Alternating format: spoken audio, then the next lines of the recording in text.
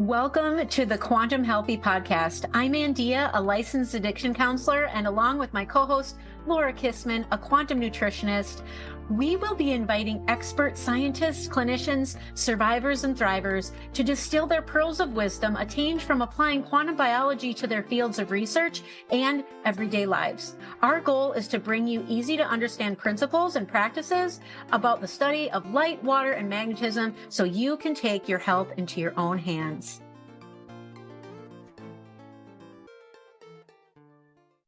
Welcome to the Quantum Healthy Podcast. Today's guest is an exciting one for me because I know him personally, and it's Jacob Mark. Jacob, I have a question. You do have another longer last name. Maybe you want to pronounce that for us, but I think you're known on social media more as Jacob Mark, correct? Yeah, my last name's Hendler, which is a lot longer and harder to pronounce, so I go with my middle name. Your middle name. Okay. So, Yeah. okay. But welcome, Jacob. We're super excited to have you here. Jacob, I'll tell you a little bit about Jacob. He is a firefighter. I want to say by day, but I know it's got some shift work in there, which we don't love in the quantum world. Either do I. Hard on the body. Yeah. Maybe that's why you do all these other things, but to mitigate the effects of that. But I'll just note a few things that I know about you. You're a certified life coach and neuro-linguistic programming practitioner and a certified Wim Hof instructor. That's really how I know Jacob. And an oxygen Advantage instructor, which I have taken your course once, but not your masterclass yet. And a Yoga Nidra Facilitator. There's so much more to Jacob, and I hope we can bring that all out today. But something I caught looking at your website was that you do all these things because you want to help people become the drivers, put them back in the driver's seat of their life. And I realized that you've worked with thousands of people around the globe from all walks of life. And you do workshops, courses, you coach, you do retreats. And really, what's so special is that they're all rooted in mindfulness, also exploring people's limitless potential. You really, really want to reignite people's adventure in their life. And I'm learning some more about getting people to play again and laugh again. And so I hope we touch on that as the interview goes on. But it just seems to me that you're trying to help people's stress level, and really you try to bring out the best in people. So I'm hoping today we can bring out the best of you in this interview. And there's some things we really want to talk about. And, obviously we want to touch on the Wim Hof Method, and that one of the three pillars of that, which we'll get you to explain, but really is cold, because cold therapy is a popular modality in the quantum health strategies that we try to practice. And so I'm just going to hand over to Andeea to introduce her to you as well, and let her take it from there. Yeah, thanks you so much for being here, Jacob. So I know a little bit about your story because I follow you on social media, but I would love just for you to set us up with a little bit of your history. I know that, like me, you're in recovery, or you've struggled in the past with addiction. And I also know you talk a lot about paradigm shift. I call it paradigm shift, but this idea that the people that, raise us, or the people that are in our world, everybody has their own perspective of life, and we put meaning on things. And I love all of that. And so I want to touch on that. But first, I think it would be fitting for you to just share a little bit about your story and where you came from and how you got here. Okay, well, first, thanks for having me. This is really exciting. Like I said before, I feel out of my element without the glasses on, so I'll have to get a pair of those for next time. But we can help you there. Yeah, I know. You gave me some really great resources already, which is amazing. So my story, where do I begin? Yeah, so I grew up just like a conventional young kid in Nova Scotia, which was really, looking back now, amazing. Back then, I was really eager to get out of Nova Scotia because it's very small, and if you want to explore the world, you feel like you're kind of locked in.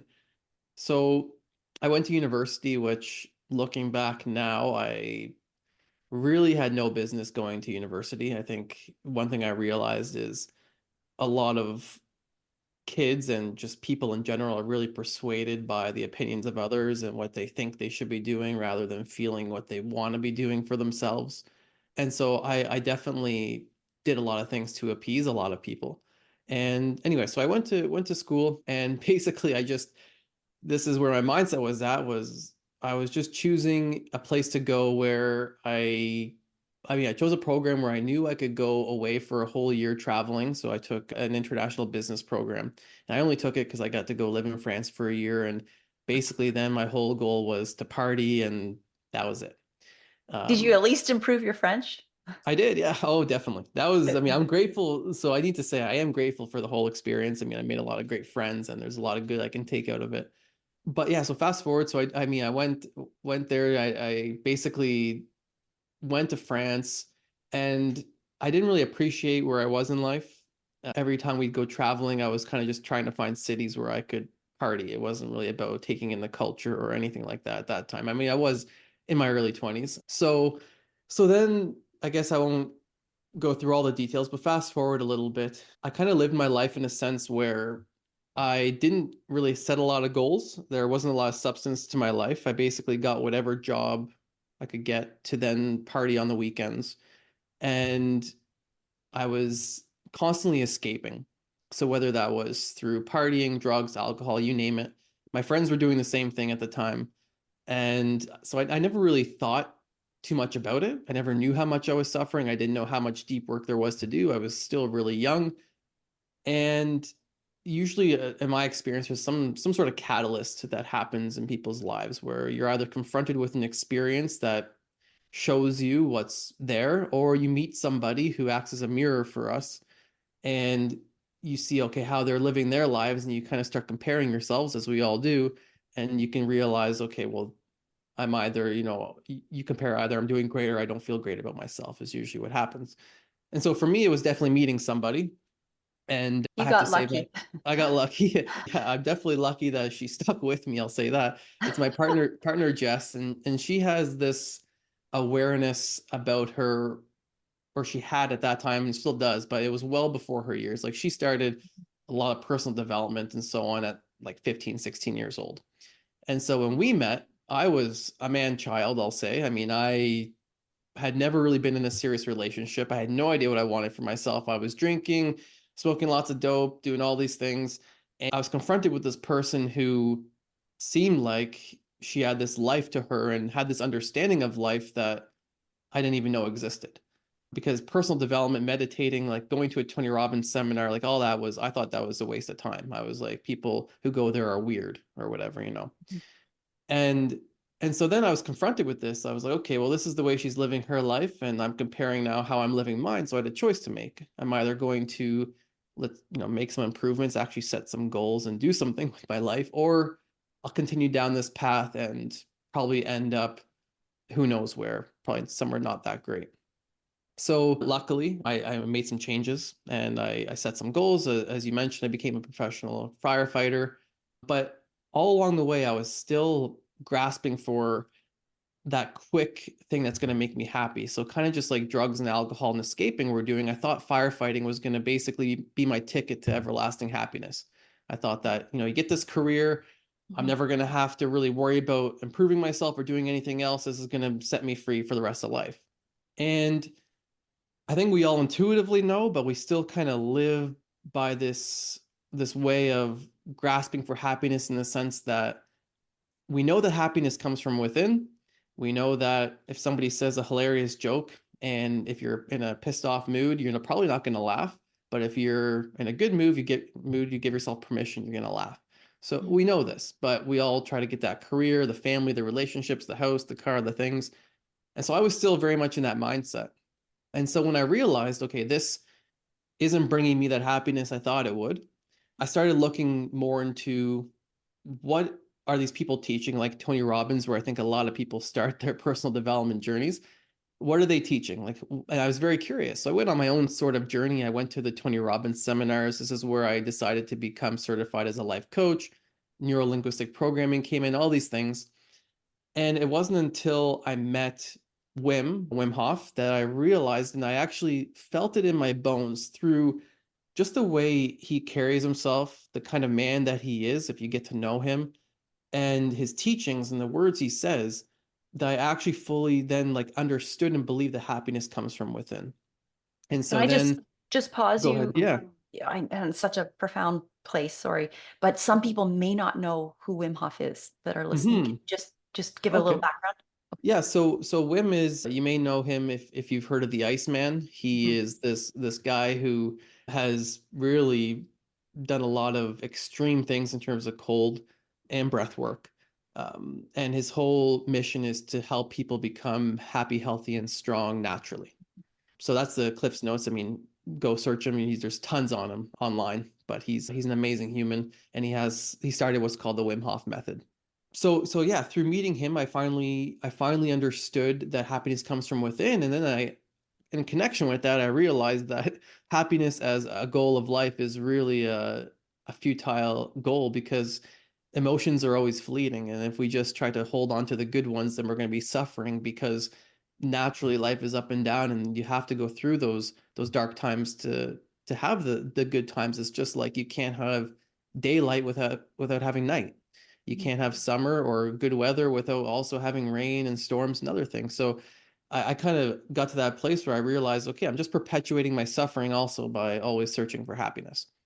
And then I think that introduction to the Wim Hof method, I will probably get into this, but I experienced a lot of healing in my own life, which then led me down this whole path of helping others in this way that we mentioned that I'm doing now, and that's where we are today. Yeah, that's awesome. You just touched on the Wow. a universal law, and that is the law of rhythm. We The have to law of have, rhythm? yes, but that's the law of rhythm. What goes up must come down. Yeah, Everything has an opposite, right? that's right. And Yeah.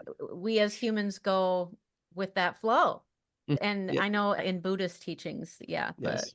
are if we're constantly that, desiring that happiness, it leads to suffering. Um, That so actually is new to me. So thank you for, yeah. oh, And Because sorry, I was gonna say, as a mother of two boys, still in their early 20s and going through their journeys, I actually, I hope they listen to this. This will be I there think was it's a lot of important, wisdom in that. even if you think of kids and if especially like with our children, when they start crying, a lot of parents don't want them to be crying and they try to do whatever they can to soothe them to stop crying. And it's more so what I see would be beneficial. I'm not a parent, so I'm not going to say I have a full Mhm. grasp of this, but letting them cry and letting them know it's okay to cry, and being more on that side Mhm. of embracing those emotions. If they get angry, letting them be angry, not feeling like it's bad to feel those negative emotions. And that's where we start getting into the full spectrum of feeling everything and being appreciative of everything. It's a lot of it comes back to yin yang. You've probably heard of that theory before, or that Mhm. philosophy. So Yeah, yeah. for yeah. sure. Yeah, I was a men's addiction counselor for many, many years. And yeah, the it's the mask. Yeah. Many men are taught not to feel and Yeah. not to cry. Like it's a sign of weakness. That's And right. that's actually how emotions get trapped in the body. So yeah, you were right on when you just explained that. All And right. I would So add, like, my military background, Mm. especially in military college, you had to be tough through everything. And yeah, I Yeah. yeah, I won't go there. Some stories, but yeah, interesting. well, no, you make a good point, Laura. Yeah, because it can Hmm. happen for women just as equally as it does for men, right? Hmm. So, okay, so I know that cold therapy definitely benefits people who are in recovery from addiction. Boosts our dopamine, our oxytocin, our noradrenaline, our norepinephrine, and it all equates to that night, like better mood.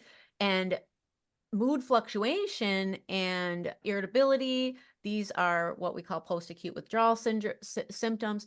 So I know this modality can help so many people. So what we want to make sure we cover today is we want to dive really deep here into cold thermogenesis or cold therapy with you. Yeah, you can maybe just start with explaining like maybe some of the key points to the Wim Hof method and benefits. We'd love to cover also safety and all the things. I'll let you Yeah. start wherever you Yeah. want to start. Sure. I mean, the Wim Hof method really, it's so there's three pillars to it. There's breath work, there's mindset training, and there's cold exposure.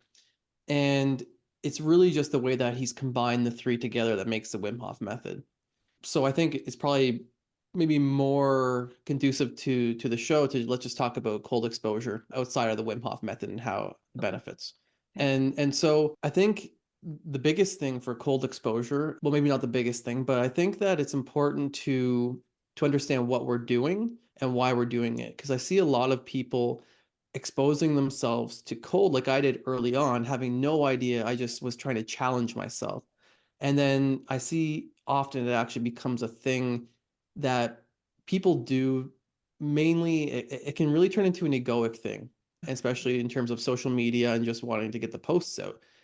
And I think that this takes away from how powerful it is and the real purpose behind it. And everyone will probably have a bit of their different take on it. But for me, there's two main things that the cold really offers. One is it's one of the best ways I know to put yourself directly into a stressful environment and to see how you manage stress and then to find peace within the stress. So whenever I guide somebody in their first ice bath, 9 times out of 10, they're panicked, their breath becomes extremely fast, they want to get out right away, they don't know what to do. With a bit of coaching and trust in themselves, they calm down and then they can have a full-on conversation and they can laugh with me while they're in this freezing cold water.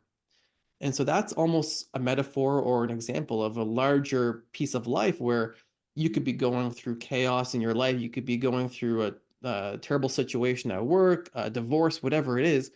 But to remember that just because these things are happening doesn't mean we have to lose our mindfulness and lose every part of ourselves. We can kind of keep our center. So that's maybe even the most important thing. The second thing I really love about it, and I guess this is more, I don't know if this is the right word, but esoteric, but more, I'll explain it. So it's a way to connect once again with Mother Nature, for me Oh, anyway. love it. And I think that as humans, and this probably comes back to the quantum world also with you guys, is that we become so disconnected from nature. And there's so many parts of nature that can help regulate us and actually teach us lessons. So when we go to do our first ice bath, also if I'm running a workshop, I ask everybody, how are you feeling? Most people are anxious, they're nervous about their first ice bath. And I was too my first time. And my first for a while, I was nervous. I didn't want to be cold. I didn't want that stress. But I knew it was good for me. And so what really helped me early on was to realize that when I'm about to go in that water, I am in a sense about to connect with Mother Nature. And in that moment, if you can really appreciate what you're doing, you can kind of slip into the position of the student and just realize that Mother Nature is here to teach you a lesson. And there's nothing that you have to achieve. There's no, I have to stay 2 minutes, 5 minutes in the cold. I have to get over my shoulders. I have to do this. And we put all these variables on it that really cause a lot of pressure when really all we're doing is one, learning how we handle stress and then looking at this progressively. Can we get better as we go? And can we actually connect and learn lessons from Mother Nature? And those are really, for me, the two most important things. And I think that those are not often talked about enough. And also, a lot of people have no idea that's what they're even doing. And so now we have so many people who, for one, they're dipping, which is great. I love seeing a lot of people dip. Okay, that's not at all the issue.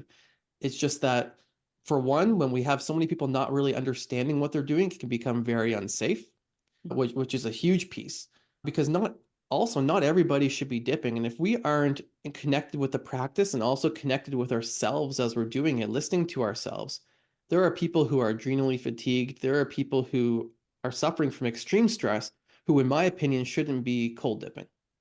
Their adrenal glands and their system is just overburdened. So less is more in that case. And so when we just do these practices without having an understanding, then we lose our ability to navigate if this is good for us or not, and what's the purpose of doing this. I'm not Yeah. sure if I answered your question, but hopefully. No, that was beautiful. And yeah, I wanted to, touch on this because when I first personally, so I'm not as advanced as you and Laura. I am still just dipping that face in the bowl of ice water and That's haven't great. and haven't done a full dip yet. But a lot of people like, we just think kind of black and white, right? Like, oh, cold therapy, I have to, go find an ice cold lake and jump in it.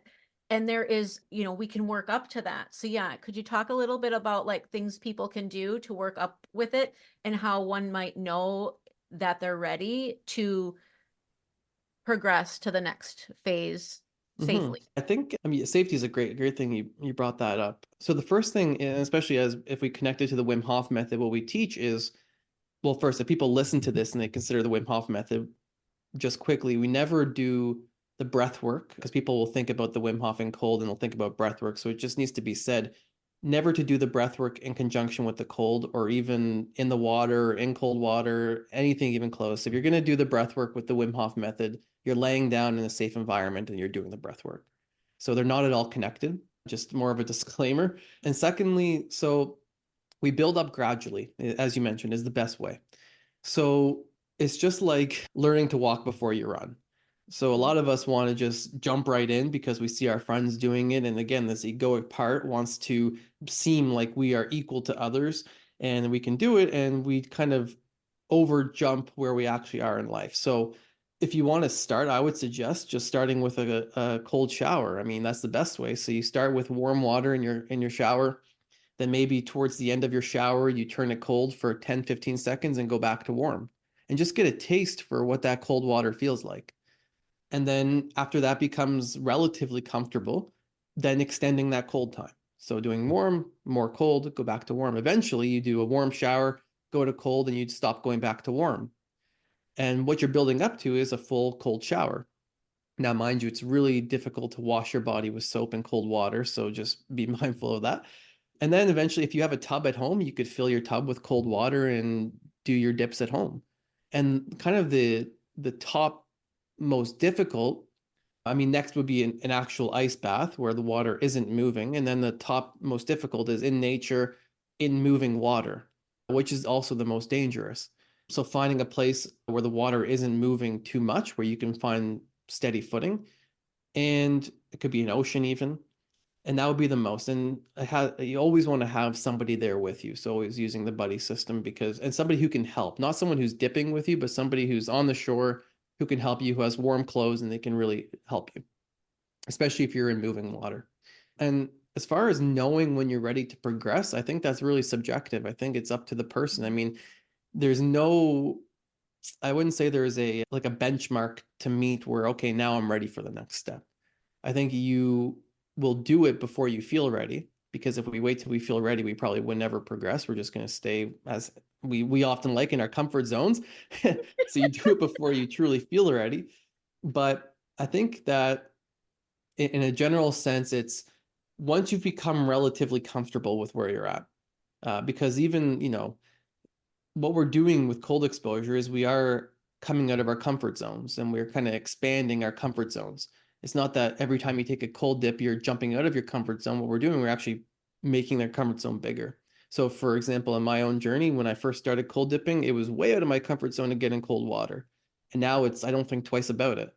So in terms of serving the purpose of expanding my comfort zone, it's kind of already done that, serve that purpose for me. So I think you have your own feeling of when you feel generally comfortable and then you move on. I could actually share my story because my witness is here.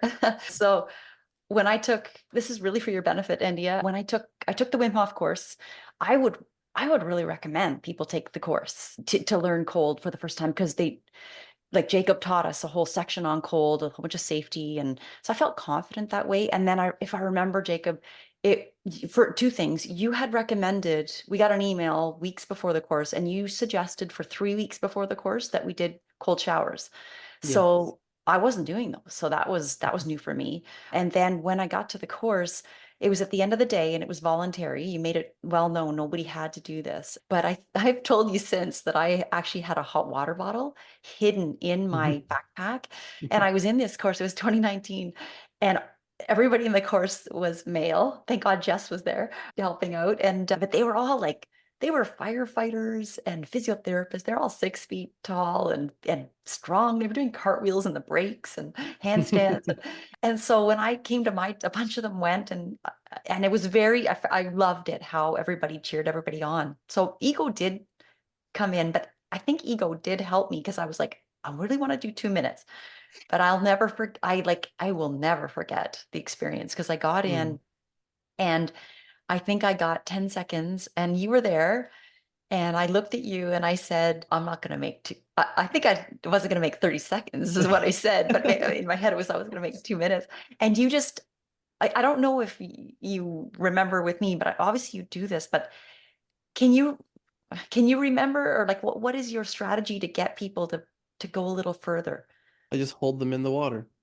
No, No. No, that's probably no. because I can tell you what I remember, but I don't fully remember our experience. I mean, it's been so no. many people. Yeah, maybe share. I mean, I do to help people stay in. I mean, there's a whole since you started with me, there's been an evolution, obviously, in how I run workshops and the things I say and what I do Right. as my own learning has gone on. So there's a massive difference in the preface and the build up and in the intention setting and talking about this connection with nature and taking the pressure off. Mm. So that helps a lot of people. And the second part is what really I think helps is guiding them through the breath. Because by Yes. the time I help get them, and I have a way to do that, by the time I help them get their breath back, it's already over a minute. So then they're like, oh wow, I'm already over halfway. I Yeah. can do this. And they feel like Yeah. they can now do it. Yeah. That's Um, exactly what you did for me. yeah, I'm so thankful because Jacob, you're one of the few people in my life that I can honestly say changed my life. too Yeah, kind. from the heart. No, Yeah. really. My life changed after it was December 2019 and I did this, and I didn't take it to I was gonna well, I guess it's a question I'll ask, can this become an addiction? But I don't think this did not become an addiction. It became a source of strength for me, and to see my own limits and to see that I'm stronger, Yeah. and how I think I can handle stress, so much better for it. So many questions for you. Okay, so I'm going to jump a few out. One is, do you think it can become an addiction? I mean, I I know that's a really hard and interesting question. So I know there are people who will dip every single day. Now, I don't know if depends how, first of all, how we classify addiction. And I don't know how such something that stresses us out, if it's that people find addicted, or if it's just the after feeling, obviously, that people find addicting and Mm, just searching for that after feeling. I can't give you an answer. I'm not sure if it yeah, can become yeah. an I addiction. don't. Do you know, Andeea? Well, when when you ask that, Laura, I think about, anyone with the disease of addiction. If you tell us something is good for us, well, then 20 of them must be really good, right? So if you More is tell me better. this, one thing is gonna do X, Y, and Z, well, then if I do it 20 times, it's gonna be the best. And that's kind of like how we think. But I feel like with cold therapy, like, yes, it's beneficial, but with addiction, like, it's gonna be, is it messing with your daily life routine? Are you calling into work because you need to do another dip? Like, that's unlikely gonna happen, I think. And It's got also, a I limit. think with the health benefits and with people knowing what it can do for them, like, I mean, for me personally, like, I know I'm getting that when I do it. And not to say I haven't, I have definitely done dunks before, but not since I've actually learned the benefits of cold therapy. I've been doing it like progressively the proper way. Mhm. And yeah, it does give you a boost of confidence. And if someone is starting to look for their happiness, if you will, from that, like, I think that they're only going to I mean, they're going to very likely injure themselves and probably learn a lesson. I think this is kind of I just think it would be maybe uncommon, but that's I just my opinion when I think about Yeah. it. But yeah, it is kind of a tough question to answer. I have called it my happy pill though. Like, because we Yeah. often go on Saturdays and I'm like, I don't need chocolate. I don't need any, I just no coffee, caffeine. Yeah. It's just, yeah, go for your cold dip. And you feel it through the rest of the day and how your Yeah. day progresses. Yeah. One thing you have alluded to is this connection with nature. Jacob, I don't know if you have, other than if you have a bathtub at home, but a lot of people are going out and buying these, I forget if, Cold not plunges. cold plunges or Yeah. forges, or it's not the right word, I think. But I don't think you have yet. Is it because you still prefer to find the river? and although there's a season where we're stuck, which is right now, unless the only thing you can do, which I've done, is if you're a swimmer, if you swim long enough, I find you can get to the shiver stage, if you don't Mm, get into a sauna quickly after, like, but obviously the temperatures are rising, and it's, you miss a couple months of cold therapy opportunities. But just, that's what I wondered, just wondering about your practice, your personal mm. practice. It's definitely changed over time. I do love dipping in the river. And I mean, I have a tub here. I just haven't bought a chiller. A chiller would be something that keeps the water cold, not having to add ice all the time. But even for me in the winter, so I used to be somebody who, yeah, I want every day to do my cold plunge. But I don't want to piss off the wrong people here, but I don't know if that's necessarily good for you. And especially in my life, I'm not sure if, like, what I got to a point even with breath work and with a lot of these other than meditation, a lot of these modalities, we're needing, first of all, needing to do it every day or else my day won't be Mhm. good.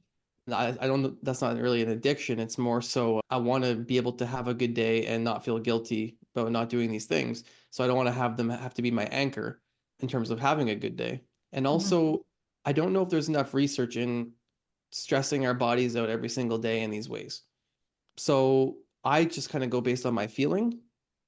I used to do the breath work every day in terms of the Wim Hof breathing. And I naturally, as I have begun to try to live my life more intuitively, I have just kind of slipped away from doing it every day. And now I do it maybe every third day, something like that. And with the cold in the winters, I used to try to dip every day and I kind of just feel into what I'm wanting that day. And I maybe do it 3 times a week, 2 times a week. And some weeks I don't ever do it. And so my practice has really changed. This has kind of led me to, as you mentioned Mhm. before we started, the Life Rich Collective and all this thing, Mhm. is I realized that there is a sort of pillar in terms of human fulfillment, mindfulness, and not a pillar, but a pyramid in terms of human fulfillment, mindfulness, and I think health. And my focus was predominantly at the top of the pillar, these things that help, but maybe only help in terms of my full life spectrum, fulfillment, purpose, health, everything, maybe 1 to 10%. And I was largely not focusing on the foundation, the bottom parts, which I think that's where we get into another conversation of, are we doing these things that have the allure that are more fancy, like cold plunging? Are we doing those things and ignoring the really basic things that lead to true happiness, fulfillment, and a healthy life? And that's what I found in my own life I was doing. And so now my main focus is on the foundation and the bottom of the pyramid. And that's why my practice in these other modalities has gone down, because they're at the top and they are what comes after I take care of all the rest of the things. So again, I don't know if that answers your. It sounds to me this journey has led to being more intuitive, Hmm. listening to your body, being able to trust, and probably a Hmm. million other things, but it's Hmm. beautiful. Listening to the body is a funny one because a lot of people say that, and even me, and it can become an excuse.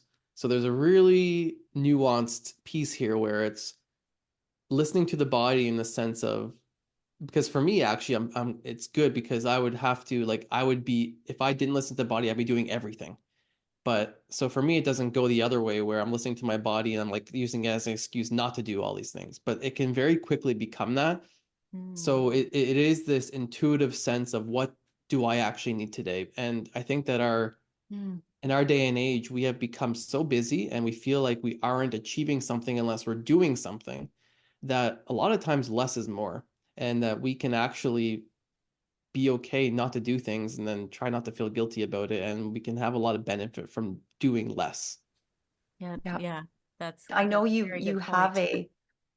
a free ebook called Less is More that Mhm. I downloaded, and I think it's free, right, Jacob? Yeah, it's free. Yeah, it's just about, Yeah. I think it really is about is increasing the potency of your rituals that you're doing. So not needing to do 10 different things, but if you're going to do something, really enhancing the potency and what its effect is going to be. And it comes back to your intention and why you're doing it and all those other things, which a lot of times we just do things to check them off our to-do lists. Okay, intention. I've been wanting to ask you. I'm like, don't forget, don't forget. Okay. So something that you brought this year in the season of dipping was this idea of setting an intention, right? Mhm. Before a cold dip. Can you explain a little bit about that and why you do that? Yeah, again, it's coming back for me. Like I just was kind of doing this practice without thinking of why I'm doing it. And then at that point, it's just like becomes this another thing that we do in our day mindlessly on autopilot. Mhm. And I think it's part of the less is more. If we can connect to what we're doing and remind ourselves why we're doing this, it has a greater power for us because our minds are so powerful. So if we are just basically living up in our daydreaming and not really connecting with what we're doing, the power of what we're doing is not going to be as great. But if I can say, okay, I'm dipping, I'd like to dip because I'd like to really connect with myself. I want to dip because I'm looking for these health benefits, or I want to have Mother Nature teach me about my stress, or whatever the case may be, and then really connect with that before you do the dip. That is something that you are now intentionally going out and seeking and can get out of it, rather than for me, it was, okay, I'm going in, I'm spending my time, I'm getting out. And then I don't even think twice about it, or why I did it, or how I felt, or anything like that. So I think it just does also, like I said, increase the potency of what we're doing. Oh my gosh. So Andeea is probably having the same thought at the same time here about water.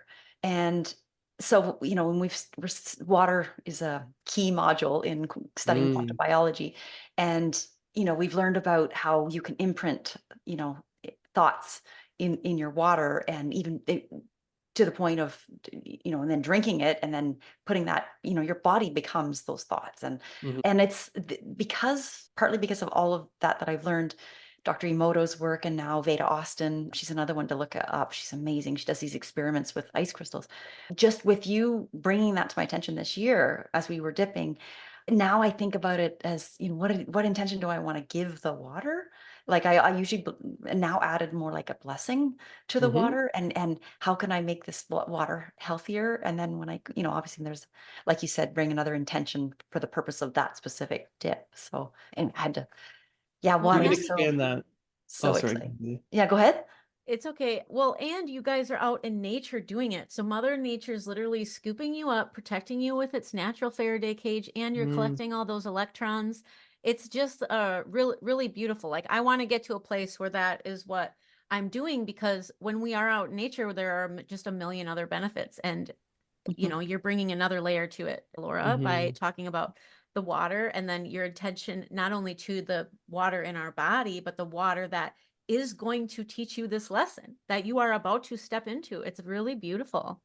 Just, yeah, the three pillars. So Wim Hof has three pillars, and I would say quantum biology has three pillars, and it's light, water, and magnetism. And mm. and that's the thing about nature dipping. And maybe one of the reasons I don't yet have a tub is that I will always prioritize the lake or the river, Yeah. because it gets you out in sunlight. But if people do have a tub, get it on your back deck. At least force yourself to get outside and get Yeah. in the light. But you miss the magnetism piece if you're not. Yeah, well, I mean, some pools and stuff are grounded, but yeah. So anyway, so I interesting. think you can extend that intention to, well, you can extend it to everything that you do. I mean, if you're going to set an intention on everything you do, you're going to really exhaust yourself. But I think, like, even the food we eat, like, I don't want to necessarily get into diet and all those things because it's kind of I become had a of question. I a did have a religion for question. people. Okay, sure. But like, just quickly, just like saying thank you to, I mean, because I eat meat, so connecting with what I'm eating and just really thanking that animal that's given its life for me.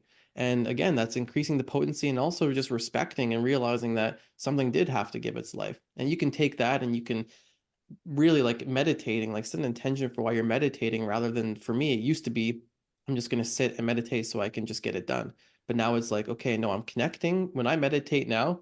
And this has been the key change in actually keeping up with it for me in my life. I'm actually connecting with something larger than myself every time I meditate. And so some people call that source, some people call that universe, some people call it God, whatever it is. But that is what I am doing every time I meditate, and it profoundly has increased the effect of my meditation. Yeah. Mhm. I'm looking at you, Andeea, because I feel like you're going to ask him something on that. No, I think you were No? about to ask him a question in a Okay, second. oh yeah, I've got Go ahead. such a long list. Just first a comment, because the question was on food. I know you've changed your diet, as have I. And actually, you lent me an important book in my journey there on it.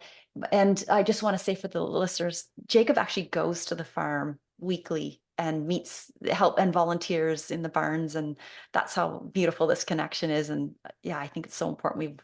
lost that just buying our meat, our food at the grocery store. But has changing your diet made cold therapy easier? Have you noticed any link on that? Honestly, I haven't noticed in Okay. terms of cold. No. Okay. I have, I'll just say, because Okay. mine was so dramatic. I went from alkaline, eating like a lot of cucumbers, and this is where we get into the quantum nutrition, where the light code in that food is grown in really high UVB light, and Mm, I'm ingesting it in wintertime in Canada, and then so I think I was on the tail end of that when I trained. So I that's why I had that water bottle. My body was really challenged to warm up. I mm, was freezing. I was in extra clothes beyond everybody around me. And what's so interesting for me is since I'm eating a quantum diet where I'm eating with the seasons. Now in winter, I'm out cross country skiing, with a backpack, safety, with extra clothes nearby, but I can go out in a tank top and cross country ski, and I'm trying to adapt. I'm trying to cold adapt. And so mm. that's something that when we talk about cold therapy, I just want to bring out that it's not only just in in water. And with that, I want to ask you, because we see videos, anybody that knows of the Iceman, you've been to Poland how many times, Jacob? So I went as a participant, and then I've been there as an instructor in Poland twice now, and in Spain once. Okay. And so can you tell us about, do you do some, I know you guys do some cold dipping, but do you do some cold exposure with Wim?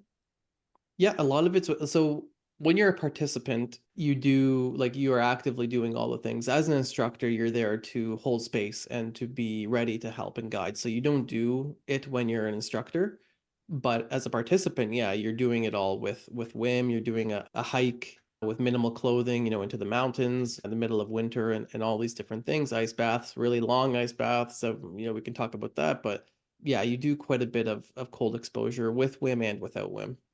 Okay. Mhm. Yeah. Okay, so let's go to the benefits. I just want to make sure today we get some of the science. I know you teach that Mm. in the course. So cold thermogenesis, maybe you could explain a little bit more on the term, or I don't know if you just call it cold therapy, but this idea of it's getting the body to make the heat. And why would we benefit from that? And why would we benefit from shivering? Mm. Oh, okay, so cold therapy, are you talking about like the metabolic thermogenesis, like brown Yes. fat activation? Yes. Yeah. If you could, Okay. can you give us a little bit on that? Yeah. So cold therapy, I mean, there's many ways to do it. I think predominantly most of the science is and the research is done on dipping with the water over your shoulders. I don't think there's much research done on showers and any other kind, and maybe cryotherapy. But I do believe they say there's more benefits with dipping versus cryotherapy. I could be wrong on that. It's out of my element, but I'm not Mhm. too familiar with cryo. But yeah, so basically metabolic thermogenesis, or as an easier way of naming it is brown fat activation. I will say there still needs to be a lot more research done on it. It's very preliminary in terms of how far research goes and how deep you can get. But it's the idea that we are using our nutrients from within, and this is again working with the mitochondria to heat ourselves up from within. So it used to be thought that only children and infants had what's called brown fat, which I'll give you a quick background. It's called brown fat because it's made up of mitochondria, and mitochondria is brown. So they call it brown fat. It used to be thought that only children and infants had this because they don't really have the ability to shiver like adults do to warm up. So they needed naturally another mechanism to warm up, which would be brown fat activation or metabolic thermogenesis. But then it's been shown that adults can actually also have brown fat and use this metabolic thermogenesis to warm up. Now, it's not one or the other. We still shiver to warm up, and usually, actually, shivering is a precursor to brown fat activation. So you're probably going to shiver first, and then you're going to transition into brown fat activation. And really, I'd say most of the benefits that I'm aware of is just in terms of your metabolism, and I guess that's probably the extent of it is working with your mitochondria and enhancing your metabolism. There probably are other benefits, but I mean, it's warming you up just like shivering is. So I don't know, maybe you might actually know more than me about it as terms of what the other benefits would be for it. Well, over the years, I think I keep telling you, oh, I found another scientific reason to do Yeah. cold therapy. So I think I'm up to 47, and Wow. I know I am going to write a blog post. I don't Amazing. know why I keep Yes. putting it off. And I have a workshop, that's in the works. I've had it in the works for years, but Yeah. I have taught it in my leptin protocol. It helps Hmm. leptin sensitivity, but one thing Okay. I learned even just today, doing a little bit of research after the age of 40, which I don't think it affects you guys because you're younger than me, but I'm it's something over that Almost there. 40. almost, yeah. I'm So 34, so it'll be there soon enough. 34, yeah. Oh, you just a baby to me. But anyway, after the age of 40, we tend to have less of this brown Yeah. bat. What is it? Brown fat. Yeah. Brown fat and stats. Yeah, white. There's white fat, wat, and bat. Yeah. And with that, we tend to be more obese if we had the less brown fat that you have. It's like, but it is more insulin sensitive, and we want to be insulin sensitive. We That's don't right. want to be insulin resistant. And so I think as we age, this, for anti-aging, I think doing cold therapy is a good thing. And it's what I have noticed looking at the seniors in my life, they're freezing. They're all often wearing an extra layer, and the heat has to be high, and they don't want to go outdoors. And I'm hoping with this knowledge that we can, as we age, we can, not go there and really stay healthy. So another question I have is, you mentioned the shoulders, going into the shoulders. So just background again, my understanding is the brown fat is more concentrated in the clavicles, back of the neck, in the back. Mhm. Do you know if there's a benefit to putting your head in when we go in, or can we still get the same effect? Just Yeah, you don't have to put your head in. That adds another layer of warming up and another layer of intensity and of challenge. But I don't even think there's much research on putting your head in one way or the other, like if it's any better or not. You definitely get a lot of benefits. Even just getting your brainstem in and over your shoulders would be it. Yeah. okay. I have heard I don't know if it's a wives' tale about the shower, about putting your head in and ending on cold. And if you end it on, get that cold on your head, it may help your hair stay. So Oh, I do it. Don't know if it's true, maybe. but Yeah.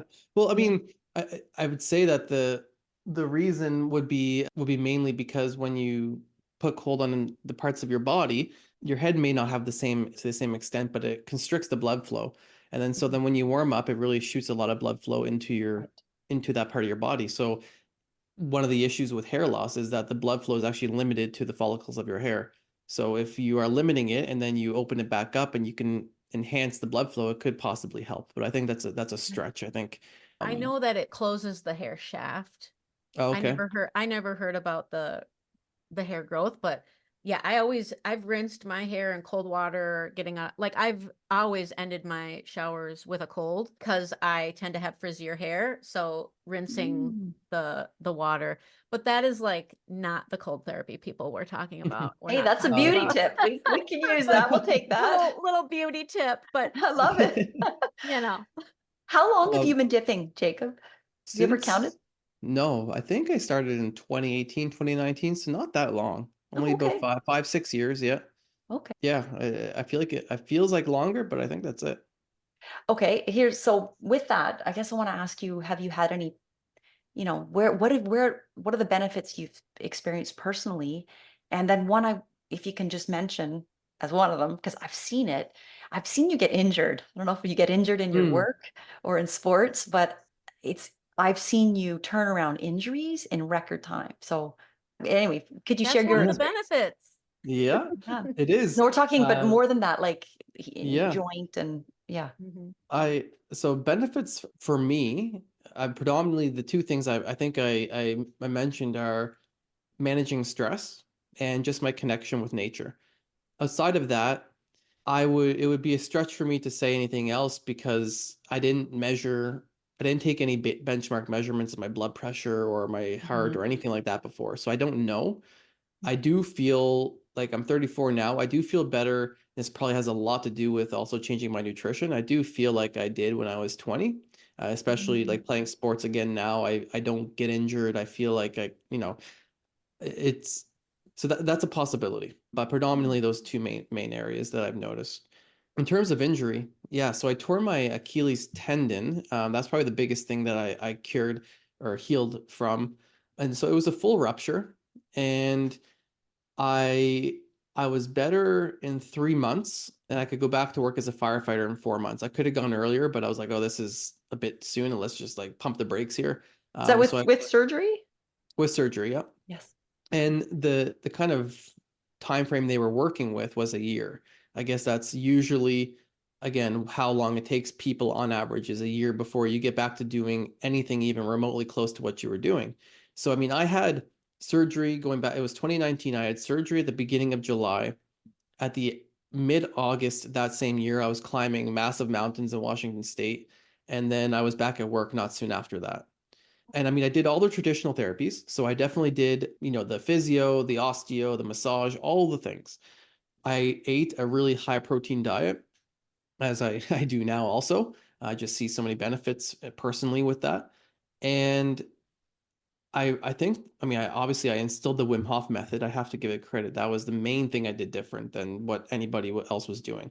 I was doing frequent cold exposure. So getting that cold shock protein, regenerating my cells, and the breath work, which, in terms of chronic pain and illness and whatever, it's basically at the root of all, as we know, pain, illness, injuries. You have that chronic issue that's there.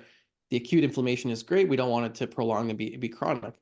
And so they did a study on the Wim Hof method. They compared the cold exposure with breath work, and they wanted to see where are the anti-inflammatory benefits coming from. Is it the cold exposure, the breath work, or both?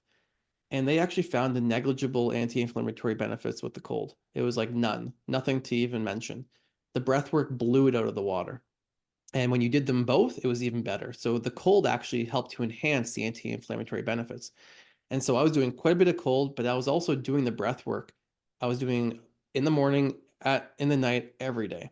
And then just personally, what my own feeling is, the biggest difference was every time I was doing the breath work, I was visualizing, and this gets more into like the Joe Dispenza side of things. I was visualizing my Achilles tendon and just visualizing the inflammatory markers reducing and the pro-inflammatory or anti-inflammatory blood just going in there and flushing it all out. And I just visualized that every day that I did the breath work.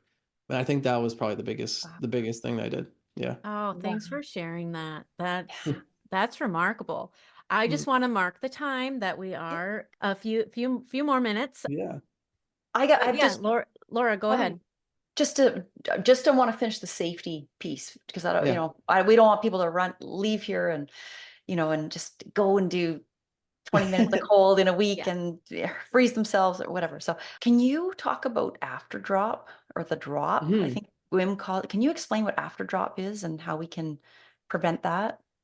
Yeah, after drop is where your body basically has a really difficult time warming back up, and it can take 2 to 3 hours. So we actually see this a lot with people, or you can imagine I was this person before. So I would do a cold dip and I would go directly into a sauna right after. And when you do that, the warm blood and the cold blood mix very quickly. And then the cold blood goes all throughout your whole body, and now it's spreading everywhere and happens fast. So not only can that actually be dangerous for your heart, having that shock right away, but it can cause you to feel really cold for a while. So for me, I was sitting in this sauna, but I was freezing in the sauna, which is weird, right? And so this after drop, basically when you get into cold water, your body temperature drops. And then when you're getting out, it's dropping even further. So it doesn't just stop. And then if you say go into a sauna, go into a warm car, get bundled up, it's going to mix quickly. And then this is, yeah, where you're going to feel cold for quite a while. And I wouldn't say necessarily it can be dangerous. I guess it can be dangerous when you warm up too fast, like I said, for your heart. But it Yeah. is just something that we don't need to do. We can avoid, and we can warm up naturally on our own and let that warm and cold blood mix slowly and mindfully and gradually warm up. Now, I won't say that there aren't benefits to thermocycling, because I know there Right. are, and I don't know enough about it. Like I haven't looked into it to say what they are or what the risks are, but that would be something totally people to research on their own. So You that know is a who? whole separate thing. Dr. Susanna Soberg, she's in Denmark. She's a cold dipper, but she's a Mhm. researcher. She's doing that kind of research. And I Okay, know, great. yeah, and they actually it's called the Soberg principle, is Mm, the idea is that you have to always end on cold. yes. Yep. Yeah. And that's probably for that reason. Yeah, I didn't know that till you just explained that. That makes sense. Yeah. Yeah. And again, they also do say like there is this when you do thermocycling, there's actually three parts to the cycle. There's cold, there's a break, and then there's warm, cold, break, and warm. So there's always that break in between, supposed to be anyway, to let your body regulate and hopefully not warm up too quickly. I think that's for that reason, to not shock the heart and have you warm up too quickly. Interesting. Because these, there's Nordic spas that have that cycling, Yeah. it's warm. Yeah, interesting. I The gotta. difference when you go to the Nordic spa, the good thing is, so we find that, I mean, everybody handles the cold differently, and you could get into a whole conversation about how cold does the water have to be, how long. The thing about the Nordic spas, the cold water usually isn't any colder than 10 or 15 degrees. So we're not getting into those 0 to 3 degree waters. So this is more so like if you're dipping in a river and then you go directly into a sauna or something like that, you're probably going to experience it more than at a Nordic spa. Okay. Oh, okay. Fabulous. Yeah. Oh, so much more we could ask you, and maybe we'll get you back. We'd Yeah, love to sure. dive into Anytime. so much more. We have the signature question that we'd love to ask you. We may have to reword it for you because we realize you haven't taken this quantum biology course, but you are living it, Jacob, doing the, in water, the breathing, all these things have benefits in the cold. But what does it mean for you to be quantum healthy, or I could say life rich, or beyond Yes. extraordinary? Yeah. So I mean, that's a hard question because my perception on so many things to do with health and life have changed a lot, even probably more so in the last 6 months and the rest of my life. Um, that I think it's really about getting our to stop hyper for me to stop Mhm. hyper focusing on the 1% of things that are going to have minimal change and then having those things run my life, and rather living as a full, how do you explain it? Like a full being, where this is like being in nature more, connecting with others more, laughing more, having more fun. Yeah, I think those are the main pillars, and focusing on what I'm eating, and not to the point where I'm again anchored in that and I have to eat a certain way. It doesn't become like a religion for me or something like that. Yeah. But connecting with all these things that I think inherently are the baseline for a fulfilled life. I guess that's probably the easiest way I can explain it right now. That's beautiful. I love that. There's Beautiful. so much freedom in that. Hmm. Yeah. And I love that it's your new answer that, like you've gone through this journey, and yeah, there was a lot of wisdom in that. Ask me again next week and it might change again. Jacob, Well, what do you offer like for yeah. people? I've taken a few things from your website, but I want to make sure we hear it from you. And what do you offer people? So again, this has also changed, but so there's a few different things. The main three things right now are I do one-on-one coaching, I do retreats, and an online community, which is the Life Rich Collective, which is totally free right now to join. And then there's just tons of offerings and free things in there for basically everything that we're talking about. I'm a member, early Yeah. member. Yeah, you I'm just gonna offered have a to join. Yeah, yeah, it's still he just growing. I offered mean, I love it. Yeah. yeah, you just offered a free Oxygen Advantage masterclass. Yeah. Yeah, yeah. Yeah, that happened So not too long ago. Yeah. yeah. Awesome. Well, where can Cool. people find you? Oh, yes. Okay. They can find me, well, two places, social media. So it's Jacob Mark is my social media, and then jacobmark.com. And I also have a YouTube channel. I believe it's Jacob Mark, and I offer free breathwork, yoga nidra, and meditation guided stuff there. Awesome. Yeah. Amazing. Everybody, you're gonna have to go check out everything Jacob has. It sounds like you offer a lot of value in what you're putting out there.